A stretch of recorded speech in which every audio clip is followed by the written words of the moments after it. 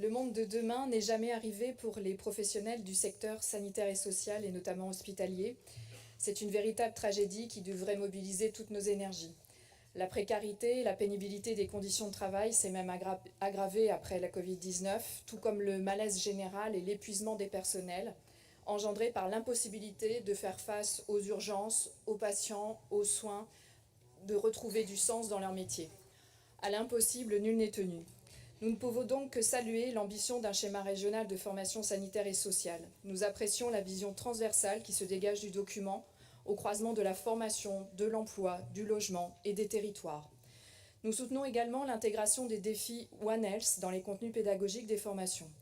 Nous regrettons en revanche que la prévention n'y soit pas plus clairement mentionnée, car notre médecine pâtit fortement de son approche purement curative depuis son origine, et les étudiants aspirent à ce changement d'après de nombreuses enquêtes.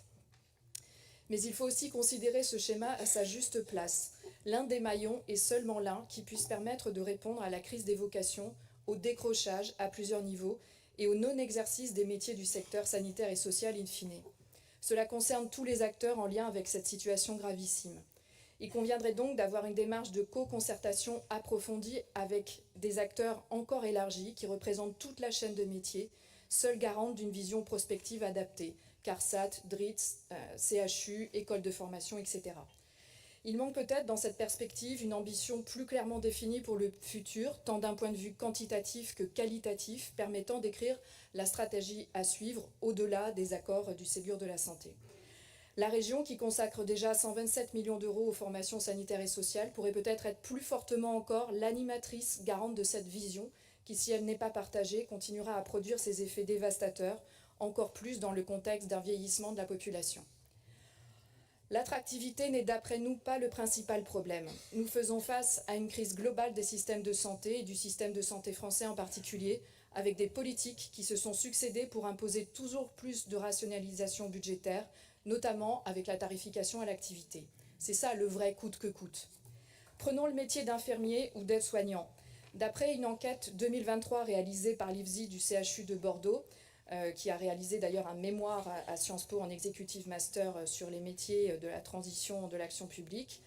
Au-delà de l'attractivité, donc, c'est bien l'adéquation entre l'idéal du métier, par exemple, et sa pratique qui décourage les étudiants, et ce, dès la première année.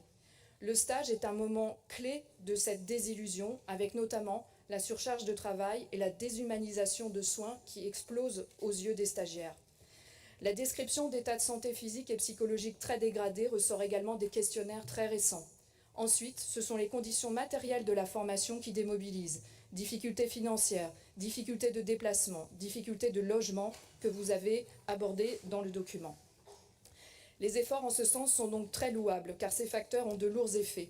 En 2021, ce sont au total 10% des étudiants qui ont abandonné leurs études en première année de formation d'infirmiers-infirmières, et c'était 3 fois moins il y a 10 ans. La tendance est donc loin de s'inverser. Il faudrait peut-être avoir des approches plus précises, car le chiffre moyen de 4% d'abandon énoncé dans le document qui nous est soumis masque donc des disparités très très importantes.